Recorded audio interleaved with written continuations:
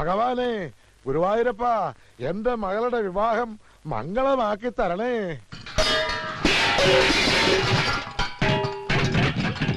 ഇവിടെ വലിച്ചു വാരിയിടാനല്ല പറഞ്ഞത്. ആർക്കും ഒന്നിലും ഒരു ശ്രദ്ധയും ഇല്ല. തനിയൊന്നേ വരുന്നേ. താനാണോ ഇവിടുത്തെ ദേഹണ്ണക്കാരൻ? അതെ. വീട്ടുമുറ്റത്ത് വെച്ചാണോ ദേഹണ്ണം? അല്ല, പിൻഭാഗത്താ. എന്നാ പിന്നെ വാചോടിച്ചിരിക്കാതെ ചെമ്പും കലവും ചട്ടവും കൊടുത്ത് അപ്പുറത്തോണ്ട് വെക്കണോ? ഓഹോ.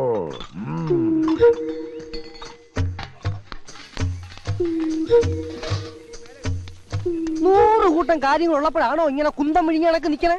പച്ചക്കറിയും പലവഞ്ഞവും രാവിലെ എത്തൂന്ന് പറഞ്ഞിട്ട് അത് വന്നോ ഇല്ലയോ നോക്കിയോ? ദൂരെ നിന്ന് വരുന്നവർക്കുള്ള താമസ സൗകര്യം ഏർപ്പാടാക്കിയോ? പൂവും മാലയും ബൊക്കയും നാളെ വെളുപ്പിനെ ഇവിടെ എത്തുവോ? ഒന്നും പറഞ്ഞിട്ട് കാര്യമില്ല. ഒന്ന് നിന്നേ, ഒരു കാര്യം അറിയാനുണ്ടായിരുന്നു. എന്താ? പെണ്ണിന്റെ തന്ത നീയോ ഞാനോ? അതെന്താ മുതലാളിക്ക് പെട്ടെന്നൊരു സംശയം? മുതലാളി വിഷമിക്കണ്ട, ഞാൻ ചേച്ചിയോട് ചോദിക്കാം. ആ അർത്ഥത്തിലല്ല ഞാൻ ചോദിച്ചത്. തന്തയ്ക്ക് വേറെ അർത്ഥം കേട്ടോ. ഞാൻ ചോദിച്ചത് ഈ വീട്ടിലെ ഗ്രഹനാഥൻ നീയാണോ ഞാനാണോ എന്നാ. ഗ്രഹനാഥൻ മുതലാളി എന്നാ, എന്നാലും ഫുൾ ഉത്തരവാദിത്തം എനിക്കാ. എന്നാ പിന്നെ നോക്കി നിൽക്കാതെ എന്നോട് ആജ്ഞാപിച്ച് അവിടെ പോയി ചെയ്യണ. അവന്റെ ഒരു അങ്ങോട്ടും ആദ്യം പാചകം ഒന്ന് ടെസ്റ്റ് ചെയ്യട്ടെ. ഭയങ്കര വിശപ്പ്. നീർക്കോലിയുടെ രൂപവും പെരുമ്പാമ്പിന്റെ വിശപ്പും. എന്താ മോളെ? ഒരു കാര്യം പറയാനുണ്ട്. പുതിയ കാര്യം വല്ലതുമാണെങ്കിൽ മാത്രം പറഞ്ഞാൽ മതി. അച്ഛാ, ഞാൻ കാല് പിടിക്കാം. ഈ കല്യാണം വേണ്ടല്ലേ. നല്ലൊരാലോചന കുടുംബത്തിൽ വന്ന് കയറിയപ്പത്തോട് തുടങ്ങിയതായി ഒരു ചൊല്ല്. ഉറപ്പിച്ച് നാളൊട്ടേക്ക് ക്ഷണവും കഴിഞ്ഞു. നാട്ടുകാരും ബന്ധുക്കളും എല്ലാം കല്യാണത്തിന് പുറപ്പെട്ടു കഴിഞ്ഞു. അപ്പോഴും പെണ്ണിന് പഴയ പല്ലവി തന്നെ. മിണ്ടിപ്പോകരുത്, അരിഞ്ഞുകളഞ്ഞ്. മാനം പോയാ പിന്നെ ഈ വട്ടപ്പറമ്പിൽ ഉണ്ണിത്താൻ എല്ലാം തകർത്ത് കളയും. നിങ്ങൾ ഇങ്ങനെ ഒച്ച വെച്ച് നാട്ടുകാരെ മുഴുവൻ അറിയിക്കണ്ട. നാളെ ഈ പടി ഇറങ്ങേണ്ട കുട്ടിയാ. ഞാൻ പതുക്കെ തന്നെയാ സംസാരിച്ചത്. എന്റെ മോന്റെ ശബ്ദം ഇങ്ങനെ ഇരിക്കുന്ന എല്ലാവർക്കും അറിയാം. എന്താ അകത്തൊരു ബഹളം? ഒരല്പം കുടുംബകാരി എന്റെ മോളും ഭാര്യയായിട്ട് പങ്കുവെച്ചതാ. എന്താ കുഴപ്പമുണ്ടോ? എനിക്ക് മനസ്സിലായി. എന്ത്? പെണ്ണിന്റെ അച്ഛനാരാണെന്ന് ചേച്ചിയോട് പോയി ചോദിച്ചില്ലേ?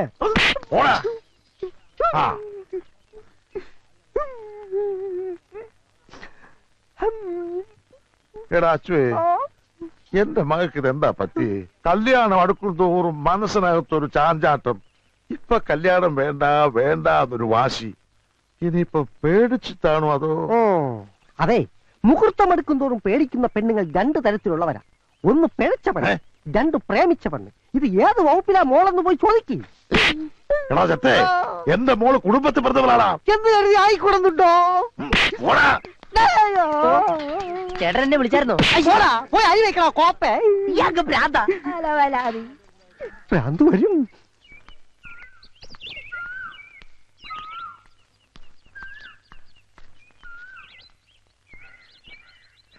നാട്ടിലോരോ പ്രായപൂർത്തിയായ പെൺകുട്ടികളുടെ കല്യാണം കഴിയും തോറും മനസ്സിന് എന്തൊരാശ്വാസം. അന്യരുടെ മക്കളുടെ കാര്യത്തിൽ നിങ്ങൾക്ക് എന്തിനാ ഇത്ര വേവലാതി? വേവലാതി നമ്മുടെ മോന്റെ കാര്യത്തിലാ. പ്രേമിച്ചേ കല്യാണം കഴിച്ചു, പ്രേമിച്ച പെണ്ണിനെയും കൊണ്ട് ഒളിച്ചോടുന്നൊക്കെ ജോത്സ്യനവരെ ജാതകം നോക്കി പറഞ്ഞില്ലേ? അപ്പൊ തുടങ്ങിയത് അഞ്ച് ടെൻഷൻ. നിങ്ങളുടെ ഒരു കാര്യം. എപ്പോഴാ കല്യാണം വീട്ടിൽ പോണേ? അതൊക്കെ വൈകുന്നേരം ആവാം. മനസ്സിലായി. അപ്പോഴാകുമ്പോ കൂട്ടുകാരനൊന്ന് ചടിച്ചു മിനുങ്ങാലോ. ഉണ്ണിത്താരുമായിട്ട് അങ്ങനെ കമ്പനി കൂടാൻ പ്രത്യേകിച്ച് സമയമൊന്നും നോക്കണ്ട, എപ്പോഴാവാം. ഞാനൊരു നേരം പോക്ക് പറഞ്ഞാണേ. പിന്നെ സരസ്വന് എന്തെങ്കിലും കൊടുക്കണ്ടേ? ഒരു പവന്റെ ഒരു മോതിരം തന്നെ ആയിക്കോട്ടെ. ഓ, കട തുറക്കാൻ നേരം പോയി. നിങ്ങൾ കടന്ന് കയറ് പൊട്ടിക്കണ്ട. അവൻ പോയിട്ടുണ്ട് കട തുറക്കാൻ. എന്റെ ഈശ്വര, അവൻ പോയോ? ഈ ലേഡി സ്റ്റോറിന്റെ സ്ഥാനത്ത് വല്ല വളണ്ടിപ്പോ ആയിരുന്നെങ്കിൽ നമ്മുടെ മോൻ പോവായിരുന്നോ? പെണ്ണുങ്ങളുമായിട്ട് കൊഞ്ചിക്കൊഴയാലോ. നിങ്ങൾ ഇങ്ങനെ പേടിച്ച് പേടിച്ച് കൂട്ടിലിട്ട പോലെ വളർത്തുന്ന കുട്ടിയല്ലേ അവൻ. ഒരു പെങ്കൊച്ചിന്റെ മുഖത്ത് പോലും നോക്കില്ല. നരസിംഹം വളകൾ അണിയുമ്പോ ഈ കൈക്കെന്തൊരു ഭംഗിയാന്ന് നോക്കിയേ. വേദനിച്ചോ?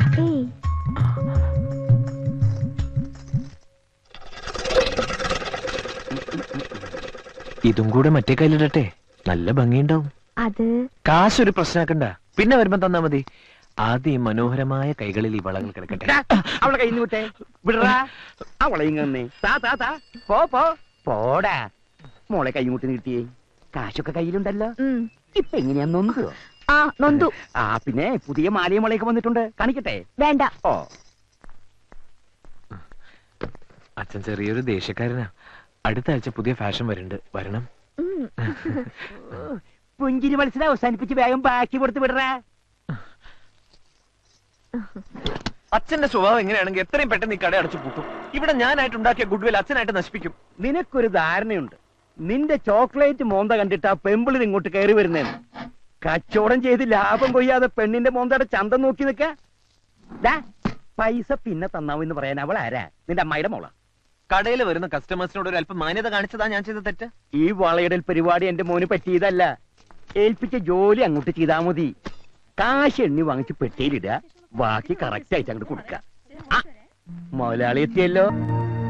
സമയത്തിന് കടയിൽ വരാൻ നിനക്ക് വല്ല ബുദ്ധിമുട്ടുണ്ടെങ്കിലേ ഇനി വരണമെന്നില്ല. സത്യത്തില് കടയിൽ നിർത്താൻ നല്ലത് പെമ്പിള്ളേരാ. കൃത്യസമയത്ത് വരും, നന്നായിട്ട് ജോലിയും ചെയ്യും, പിന്നെ ഇടയ്ക്കിടയ്ക്കുള്ള ചായ കുടിക്കാൻ പോക്കൂല്ല. എന്നാ പിന്നെ നിർത്തിക്കൂടെ?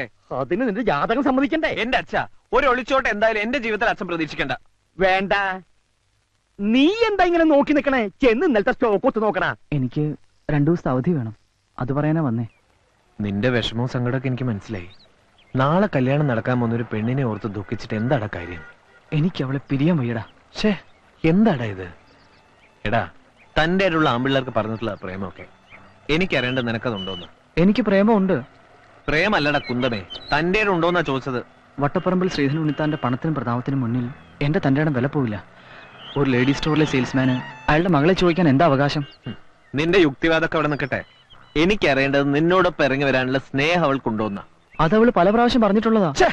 എന്നിട്ട് നീ ഇതൊക്കെ മുഹൂർത്ത നേരത്തെ ആലോചിച്ചിട്ട് എന്താ കാര്യം? എടാ, നിന്നെ പോലെ നട്ടലില്ലാത്ത കാമുകന്മാരെ ഇങ്ങനെ പല പെൺകുട്ടികളുടെയും ഫ്യൂച്ചർ തൊലക്കുന്നത്. മറ്റുള്ളവരുടെ കാര്യത്തിൽ അത് പറയാം, സ്വന്തം കാര്യം വരുമ്പോ അറിയാം. എനിക്ക് അവളെ കിട്ടാൻ എന്തെങ്കിലും ഒരു വഴി പറഞ്ഞാടാ. ധൈര്യമുണ്ടോ നിനക്ക്? കുറേശ്ശെ. എന്നാ നാളെ രാവിലെ നീയും അവളും കൂടെ സ്ഥലം വിടുന്നു. എങ്ങോട്ട്? അത് കണ്ടെത്തേണ്ടത് നീയാണ്. നാളെ രാവിലെ വരെ അതിനുള്ള സമയമുണ്ട്. 1 മാസത്തേക്ക് 2 പേർക്കും ജീവിക്കാനുള്ള കാശ് ഞാൻ തരാം. ശ്രമിച്ചാൽ നിനക്കൊരു ജോലി കിട്ടില്ലേ? ഒരു ലേഡി സ്റ്റോറിംഗിലും ഇല്ലാത്ത നാടുണ്ടാവില്ലല്ലോ. എന്ത് പറയുന്നു? ഏറ്റു. പക്ഷെ അവളെ ഈ വിവരം എങ്ങനെ അറിയിക്കും? നിങ്ങൾ കുടുംബക്കാർ തമ്മിൽ നല്ല അടുപ്പല്ലേ? നിനക്ക് അവിടെ എപ്പോ വേണമെങ്കിലും കയറി ചെല്ലാലോ.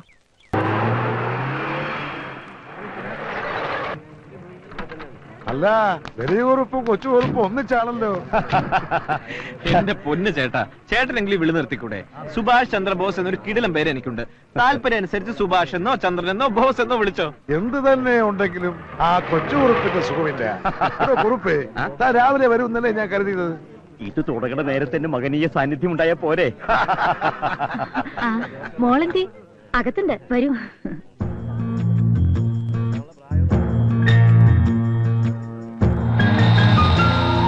ഇത് ഞങ്ങളുടെ വക.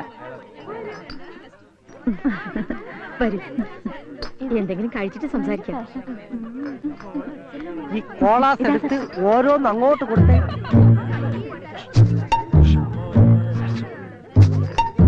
ആ കോള അങ്ങോട്ട്.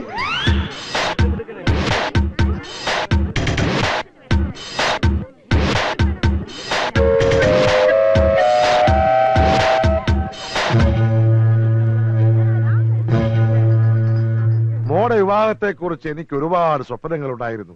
ഗുരുവായൂരപ്പന്റെ കടാക്ഷം കൊണ്ട് ഇതുവരെയെല്ലാം ഭംഗിയായി. നല്ല വരൻ, ഉയർന്ന ഉദ്യോഗം, 5 അക്ക ശമ്പളം, കൂടാതെ നല്ല തറവാടിയും. എന്നാലും കെട്ടുകഴിഞ്ഞാൽ തന്റെ മോൾ അങ്ങ് ദൂരേക്ക് പോവില്ലേടോ?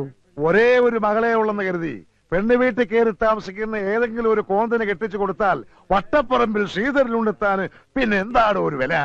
ജനിച്ചത് മകളാണെങ്കിൽ പിരിയേണ്ടി വരും. ആ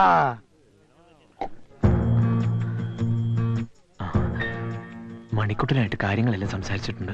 നാളെ വെളുപ്പിന് റെയിൽവേ സ്റ്റേഷനിൽ എത്തണം. അവനോട് വരും. എനിക്ക് പേടിയൊന്നു. പേടിച്ചിരുന്ന ഇഷ്ടപ്പെട്ടവനോടൊപ്പം ജീവിക്കാൻ പറ്റില്ല.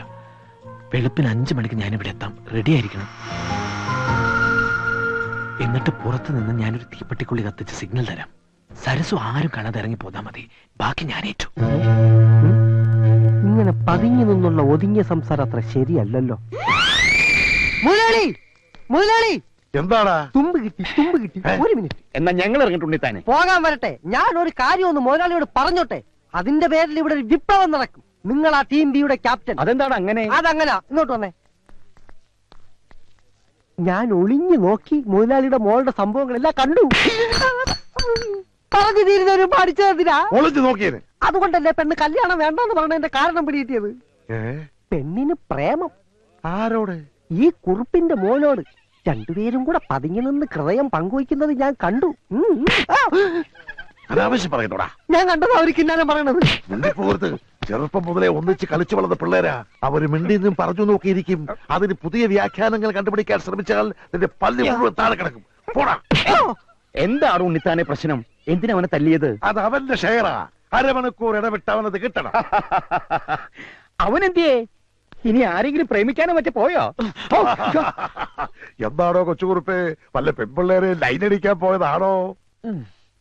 സംശയം എന്റേതല്ല, നിന്റെ അച്ഛന്റെയാ. അച്ഛൻ പറഞ്ഞു പറഞ്ഞു ഒടുവിൽ ജോസഫ് പ്രവചനം ശരിയാവുന്ന എനിക്ക് തോന്നുന്നു. എന്നാ കൊന്നുകളയും. അപ്പൊ ചെല്ല്, രാവിലെ നേരത്തെ എത്തണം. എടോ കൊച്ചുകുറുപ്പേ, തന്നോട് കൂടിയാ പറയുന്നേ. ഞാൻ വെളുപ്പിനെ എത്തും.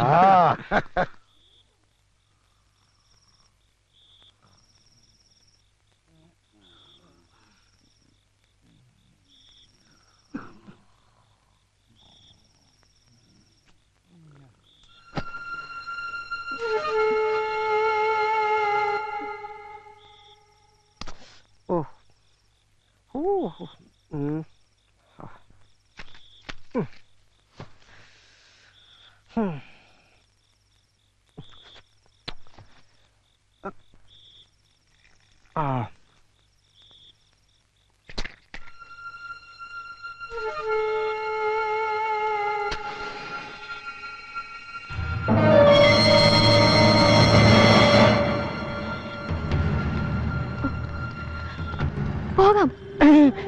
അയ്യോ, എന്താ?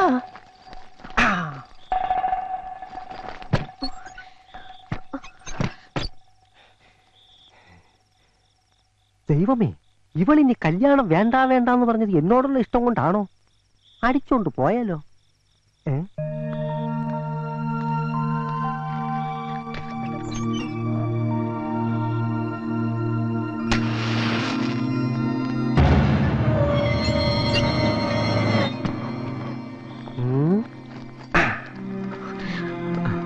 ആരും കണ്ടില്ല. അച്ചു കണ്ടു. അബദ്ധം പറ്റിയതാ. വേഗം വാ.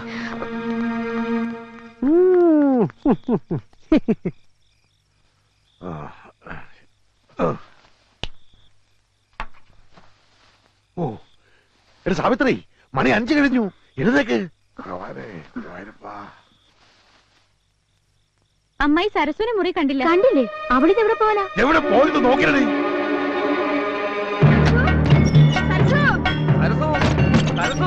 ആ മുറിയിൽ നോക്കിയോടാ. നിങ്ങൾ ഇവിടെ കിടന്ന് കറങ്ങാണ്ട് എല്ലാം മുറിയിൽ കയറി നോക്കുന്നേ. ഞാൻ എല്ലാവരും നോക്കിയില്ലേ? സരസു, എന്റെ സരസുവേ, എന്തേ സരസു?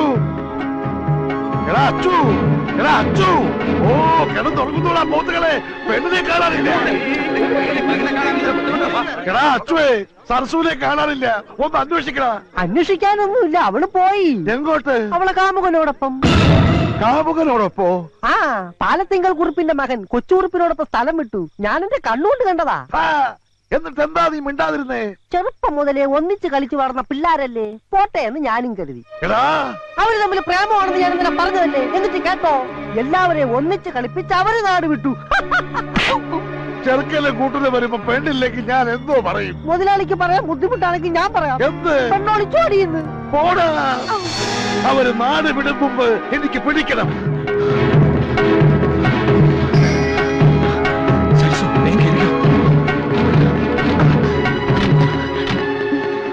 വണ്ടി നേരെ റെയിൽവേ സ്റ്റേഷനിലേക്ക് വിട്ടോ.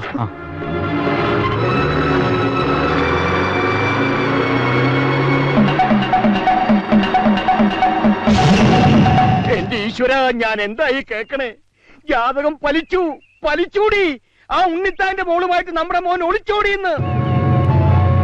അവൾ ഇത്രയും കള്ളിയാണെന്ന് ഞാൻ കരുതിയില്ല. നമ്മുടെ മോനെ വിളിച്ചെടുത്തോണ്ട് പോയില്ലേ?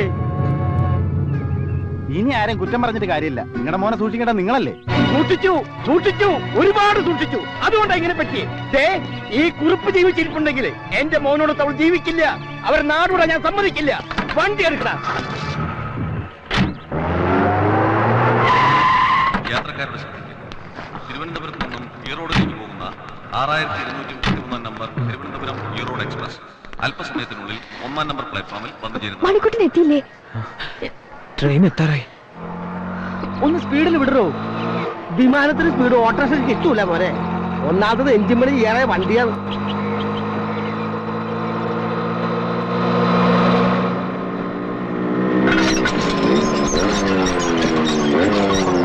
അയ്യോ, ഗേറ്റ് അടച്ചു. ഇപ്പൊ വരുന്ന ട്രെയിനിൽ എനിക്ക് പോകേണ്ടതാ. ഞാനിപ്പോ എന്താ ചെയ്യാ? എന്തെങ്കിലും ചെയ്യടോ. സിനിമയിലെ പോലെ ആട്ടോ ജമ്പ് ചെയ്യിക്കട്ടെ? വേണ്ട, ഞാൻ ജമ്പ് ചെയ്തോളാം.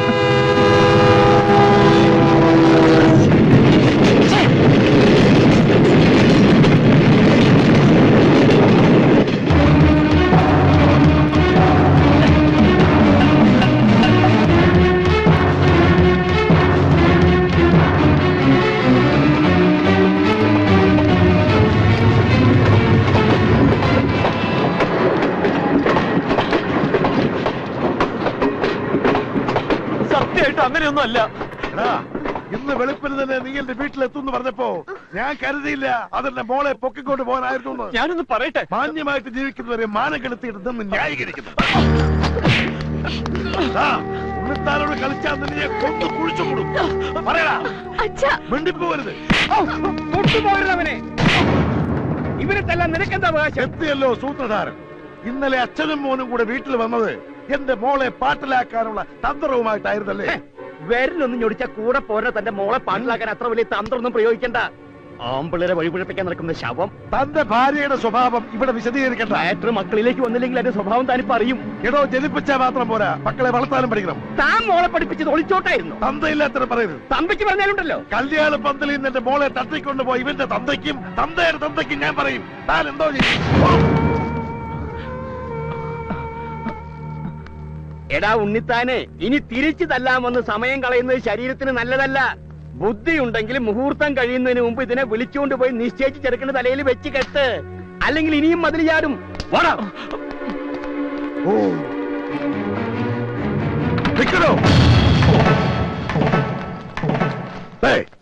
എനിക്കിതെന്റെ സമ്മാനവും വേണ്ട, ഒരു കോപ്പും വേണ്ട. ഇതോടെ നമ്മൾ തമ്മിലുള്ള സകല ഏർപ്പാട് തീർന്നു. പിന്നെ സമയമില്ലാതായി പോയി. ഇല്ലെങ്കിൽ തിരിച്ചു തന്ന് 10 പേജ് തെറി പറയാൻ എനിക്ക് അറിയാൻ വയ്യാഞ്ഞിട്ടല്ല. മുഹൂർത്തമായി. പാടി കേരള